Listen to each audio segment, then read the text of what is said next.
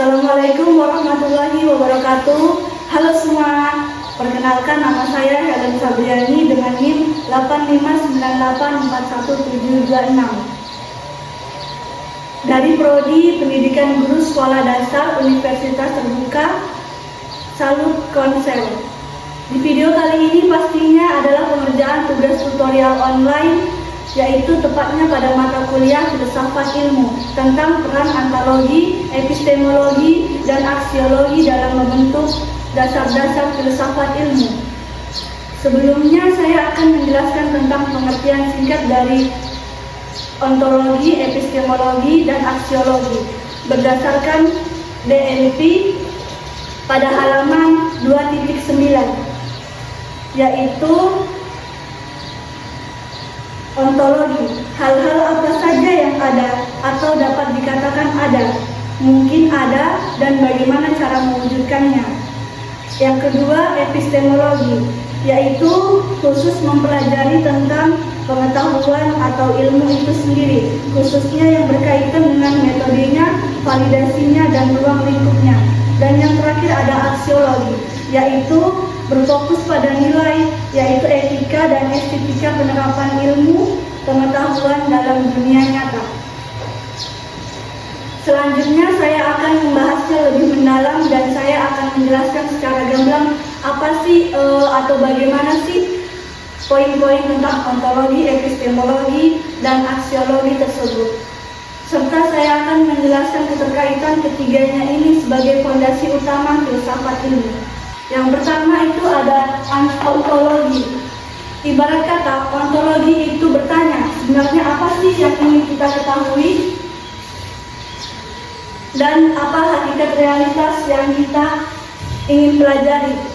Dan yang kedua ada epistemologi,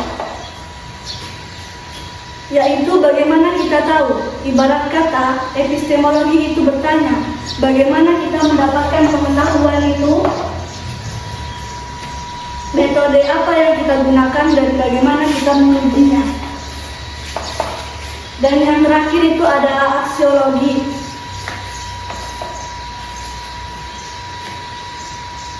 nilai dan etika. Untuk apa sih ilmu itu?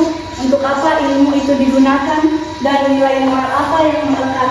Etika apa sih yang harus dijaga? Untuk lebih jelasnya saya akan memberikan sedikit analogi pembelajaran, yaitu khususnya materi air.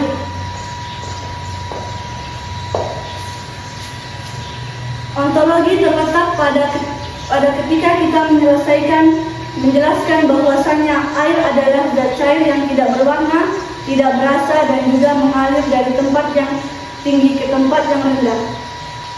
Jadi kita sebagai guru menjelaskan secara simpel bagaimana sih konsep dasar air tersebut.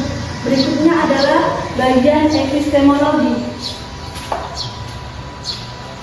di mana siswa mulai bertanya bagaimana air itu bisa mengalir dari tempat yang tinggi ke tempat yang rendah. Dari situ kita bisa observasi langsung ke tempatnya, yaitu sungai. Kita ajak murid-murid kita untuk ke sungai agar mereka tahu secara langsung bahwasannya air itu mengalirnya dari arah yang tinggi menuju ke rendah, dan air itu digunakan masyarakat untuk beraktivitas sehari-hari, entah itu mandi, entah itu buat minum, dan lain sebagainya. Dari situ muncullah aksiologi, di mana kita sudah memulai mengajarkan ke anak-anak apa sih manfaat air tersebut, lalu juga mengajarkan anak-anak untuk menghemat air dan tidak membuang sampah di sungai, karena mereka sudah tahu bahwasanya air itu digunakan untuk kehidupan sehari-hari. Maka dari itu, jelaskanlah secara gamblang bahwasanya air itu harus dihemat dan juga kita tidak boleh membuang sampah sembarangan di sungai. Dan yang terakhir adalah kita membahas keterkaitan ketiganya, ontologi, epistemologi, dan aksiologi. Jadi sudah jelas bahwasannya ontologi, epistemologi, dan aksiologi tidak bisa dipisahkan. Mereka bertiga berbentuk fondasi utuh dari ilmu pengetahuan. Tanpa salah satunya, ilmu akan menjadi timpang. Apabila dibentukkan dalam tripod, ontologi berada di atas atau di ujung.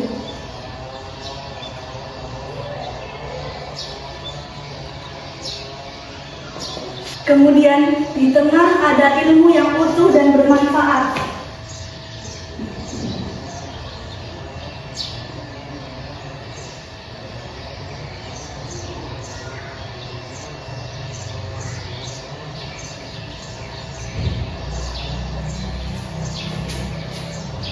Yang terakhir itu ada epistemologi dan aksiologi, berada di kaki kanan dan kirinya.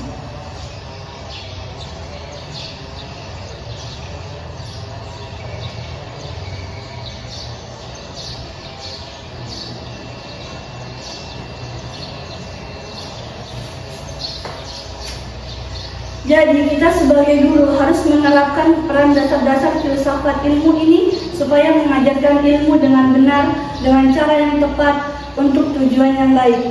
Nah, itulah dia penjelasan singkat dari saya mengenai dasar-dasar filsafat ilmu.